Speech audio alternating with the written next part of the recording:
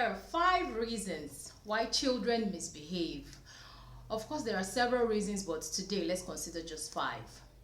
Number 1 reason is when their chronological age doesn't match their mental age. And what do we mean by that?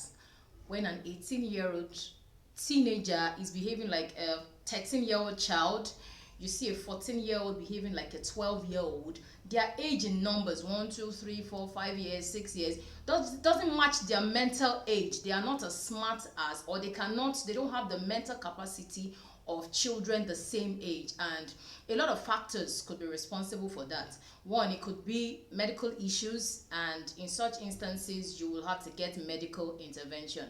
And also it could also be your parenting style. Helicopter parenting, for one, is one reason why a lot of children have such problems with matching their mental and their chronological age.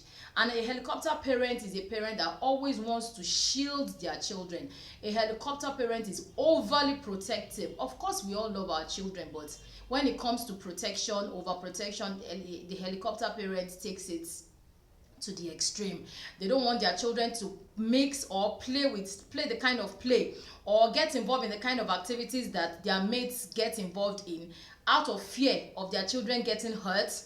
You see them shielding their children from the consequences of their actions.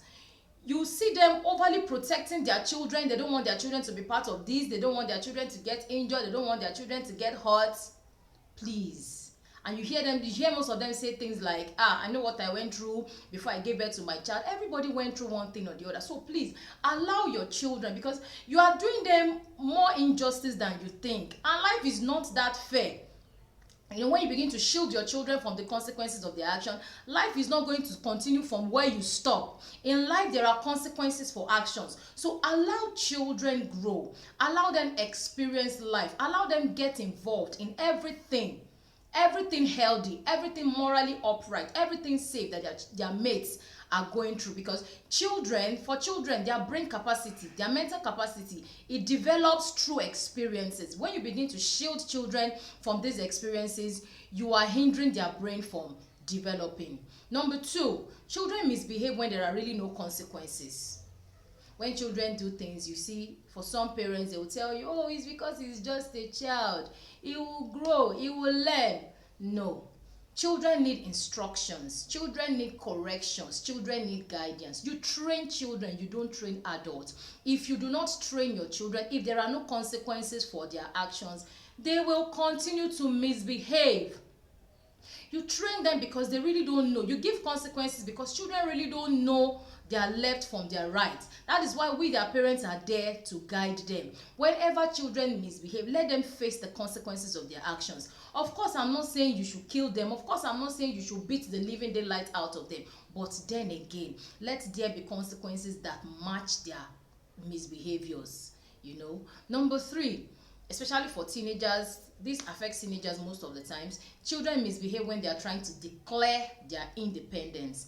What do I mean by that? A teenager is trying to let you know he's no longer a child, so he begins to put up certain resistance to your instructions. He doesn't want to do certain things. He doesn't want to follow you to certain places. And then you begin to think that this child is becoming rebellious. This child is becoming stubborn. No, the child is only trying to declare his independence, letting you know that I'm no longer a baby that you can carry all over the place. I'm no longer a baby that can be following you. So when they get to that stage, it is now time for you to sit down and have a healthy conversation with them. Of course, still spell out the boundaries. Let them still know that respect as a parent for your parents is non-negotiable. And then on your part as a parent, allow them do certain things that you feel that, okay, their mates at this point, allow their independence, encourage their independence, guide them through the process. Number 4 reason why children misbehave. Most times, a lot of parents don't want to accept the fact, but sometimes, not most times, children misbehave when it is completely not their fault. What do I mean by that? Sometimes the situation is completely beyond them and we expect them to understand. I'll give you an instance, like your child is probably doing dishes. I'm saying this because I experienced it. Your child is always doing dishes and the floor is always flooded with water. And I remember I kept on complaining. I felt that this was stubbornness at a point. until my kids had to go over to grandma's, and then I had to do dishes myself, and it was the same thing. The floor was flooded. I had to check the pipes, and I saw that the pipes were already bad. So sometimes for parents, it's always good as a parent, when you see especially a particular behavior, when it continues to repeat itself over and over, and it seems as though the child is being stubborn, the child is being disobedient, sometimes take your time to assess the situation. Other times, take your time to spell it out to the children, because sometimes they really don't even understand the instruction. Take your time to spell it out. Make sure that they really understand what it is you want them to do and what you don't want them to get involved in, and assess the situation and make sure that there is nothing that is completely beyond the child's control, so it doesn't end up looking as if the child is misbehaving. And then finally, children misbehave when they have a perfect example from us, their parents. For example, you are a kind of parent that whenever you want to say a story, you always add jara, add fisi, you always exaggerate to make the story seem, or you keep saying things that you were not even a part of. When you are a parent that you are very quick telling lies, you are a parent that whenever there's a situation, there's an issue, there's a challenge, your first reaction to it is violence. Whatever we do, like we say, good behavior is caught, it is not taught.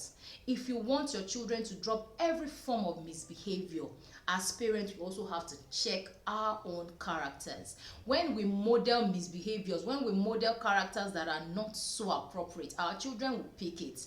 And even when you keep telling the child, don't do this, and you, the parents, you keep doing it, is equivalent to you telling the child, look at that giant there, I couldn't defeat it though, but you go there and defeat that. Of course, you are just being a joker.